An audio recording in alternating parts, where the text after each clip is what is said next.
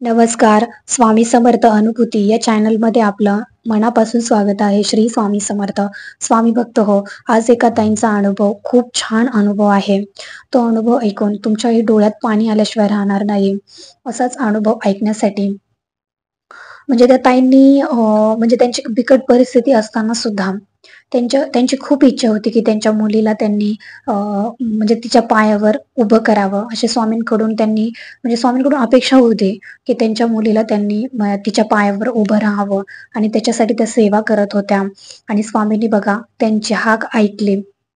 तर त्यांनी कोणकोणत्या सेवा केल्या, असाच व्हिडिओ हा शेवटपर्यंत बघण्यासाठी आपल्या चॅनलला लाईक, शेअर आणि सबस्क्राईब करायला विसरू नका. तर चला मग आपण ताईंच्या अनुभवाला सुरुवात करूया. ताई सांगतात, की मी स्वामींच्या सेवेत खूप दिवसापासून आहे. तर मला जमेल तशी मी सेवा करायचे. स्वामींचं जे 11 गुरुवार केले आणि मी कायमचेच धरावं अशी माझी इच्छा राहायची. मग मी स्वामींचे 11 गुरुवार केले. त्याच्यानंतर गुरुचरित्राचं पारायण केलं. केंद्रात पण जेव्हा सप्ताह असेल, स्वामींचा प्रकट दिन असेल किंवा स्वामींची पुण्यतिथी असेल किंवा आणखीन काही जर कार्यक्रम असतील आणि तेव्हा पारायण चालू असेल, तर त्या पारायणामध्ये सुद्धा मी सहभागी व्हायचे. तर अशा मी सेवा करायचे. माझी परिस्थिती खूप म्हणजे खूप हलाखीची आहे. माझ्या बहिणीचे पैसे माझ्याकडे होते आणि मला ते तिचं देणं होत नव्हतं लवकर. म्हणून मी माझी बहिणीला सुद्धा बोलत नव्हते आणि माहेरी तर जवळ-जवळ 5 ते 6 वर्ष झालं गेलेलीच नाहीये. कारण का तर बहिणीचे पैसे मला देता येत नव्हते, म्हणून मी आईशी सुद्धा बोलू शकत नव्हते. तुम्ही विचार करा, एखादी मुलगी म्हणजे माहेराला न जाता 5-5, 6-6 वर्ष कशी राहू शकते. पण ह्या ताईंनी दम काढला. कारण त्यांचा जो वैयक्तिक अडचण होती त्यांची, ती म्हणजे त्यांचं असं होतं, की बहिणीला जर पैसे दिले तर त्या माहेरी जाऊ शकत होत्या.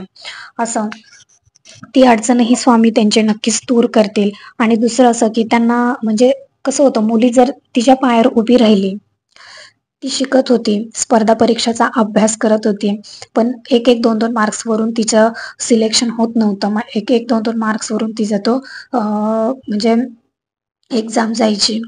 पण जेव्हापासून त्या स्वामींचं करायला लागल्या, स्वामींचे म्हणजे 11 गुरुवार करायला लागल्या, तेव्हा स्वामींना त्यांनी कळवळून विनंती केली, की "स्वामी महाराज, जर माझी मुलगी पायावर उभी राहिली, तरच माझ्या घरचे आर्थिक प्रश्न सुटतील." कारण त्यांची परिस्थिती इतकी हलाखीची होती, की त्यांना म्हणजे त्या तर कमवायच्याच, पण त्यांच्या कमवण्यावर तेवढं भागत नव्हतं. त्याच्यामुळे मुलीची जी धडपड होती, की तिला गव्हर्नमेंट नोकरी लागावी, म्हणजे चांगल्या कारण ती तेवढी अभ्यास पण करायची, मेहनत घ्यायची. त्याच्यामुळे तिचा आत्मविश्वास होता, की माझं एक ना एक दिवस काम होणारच आहे. पण एवढी मेहनत घेऊन सुद्धा 1-1, 2-2 मार्क्स वरून जायची.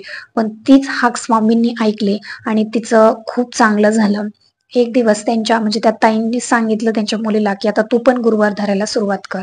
तर तिने पण गुरुवार धरायला सुरुवात केली. तर 10व्या गुरुवारीच 10वा तिचा म्हणजे 11 गुरुवार ती धरत होती. तर 10व्या गुरुवारी असं झालं म्हणजे 10व्या गुरुवारच्या आदल्या दिवशी म्हणजे बुधवारी तिचा बर्थडे होता. त्याच्यानंतर गुरुवारी तिचा रिझल्ट लागला आणि त्या रिझल्टमध्ये तिचं सिलेक्शन झालेलं दिसलं. इतका आनंद झाला ना त्या ताईंना, इतका आनंद झाला त्या ताईंना झाला, त्या ताईंच्या मुलीला झाला. इतका आनंद झाला, इतका आनंद की अक्षरशः त्या स्वामींसमोर बसून लट कापत होत्या. 10 मिनिट शांत बसल्या आणि प्रार्थना केली, की "स्वामी, तुम्ही माझ्या पैशाचा मार्ग मोकळा केला आणि आता मला माहेरी जायला भेटेल." कारण माहेरी जायला म्हणजे असं काहीतरी वैयक्तिक कारण असल्यामुळे त्यांना एवढे दिवस आईची आणि त्यांची भेट झाली नव्हती. कारण अर्थातच तुम्ही विचार करा, आईचंही वय झालेलं होतं.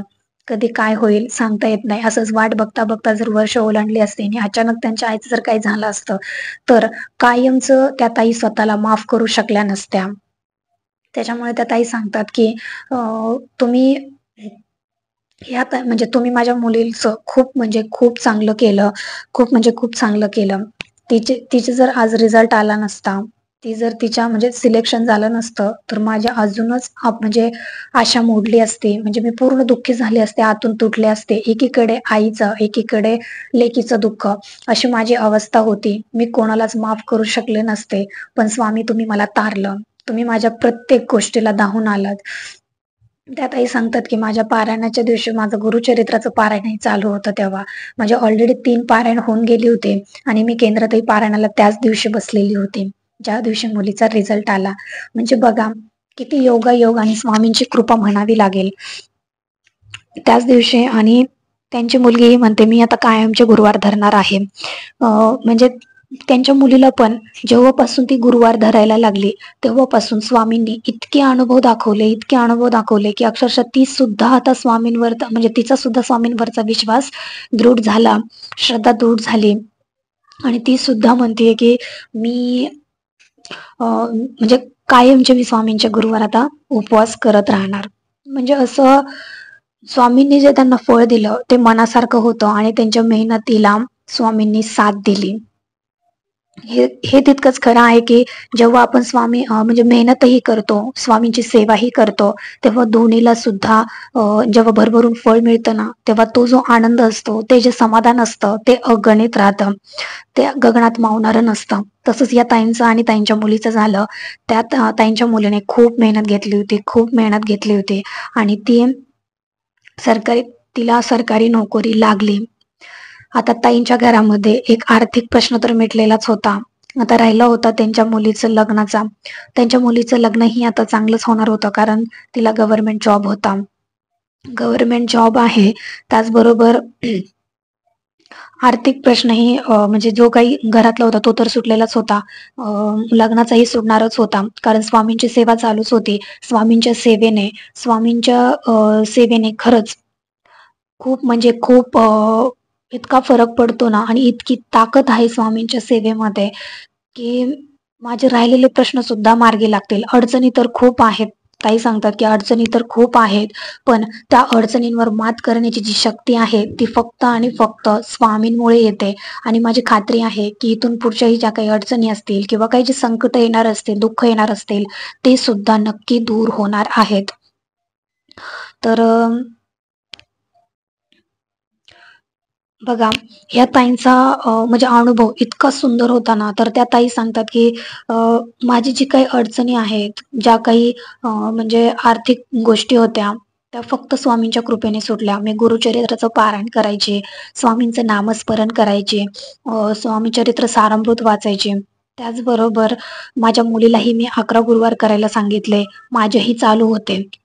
अशा जेवढ्या जमतील तेवढ्या सेवा मी स्वतः करायचे. आणि ह्या सेवेचं फळ म्हणून स्वामींनी माझ्या एका गोष्टीसाठी मी सेवा करत होते, ती मुलीचं व्हावं म्हणून. तर त्या एका गोष्टीवरून स्वामींनी मला जवळजवळ माझ्या सगळ्या अडचणी दूर केल्या आणि सगळ्यांचे मार्ग मोकळे केले. बघा, आपल्या आयुष्यामध्ये सुद्धा अशा अडचणी चालूच असतात. प्रत्येकाचं आयुष्य असंच आहे. काही ना काहीतरी त्यांच्या आयुष्यामध्ये, म्हणजे काही ना काहीतरी अडचणी असतातच. बिना अडचणीचा असा कोणता माणूस आहे तुम्ही शोधा, कोणीच नाहीये. प्रत्येकाच्या आयुष्यात काही ना काहीतरी अडचणी चालूच असतात. पण त्या अडचणींवर मात करून तुम्ही स्वामींची जर सेवा केली तर त्या अडचणीतून तुम्हाला नक्की मार्ग मिळणार तर आहेच. पण त्या अडचणीला जी काही योग्य दिशा असते ना, ती फक्त स्वामी सेवेने येते. तर ह्या ताईंचा छोटासा अनुभव तुम्हाला कसा वाटला मला कमेंट करून नक्की सांगा. आणि आवडलं असेल तर आपल्या चॅनलला लाईक, शेअर आणि सबस्क्राईब करायला विसरू नका. तर भेटूया अशाच एका नवीन व्हिडिओ सोबत. तोपर्यंत सर्वांना श्री स्वामी समर्थ. धन्यवाद.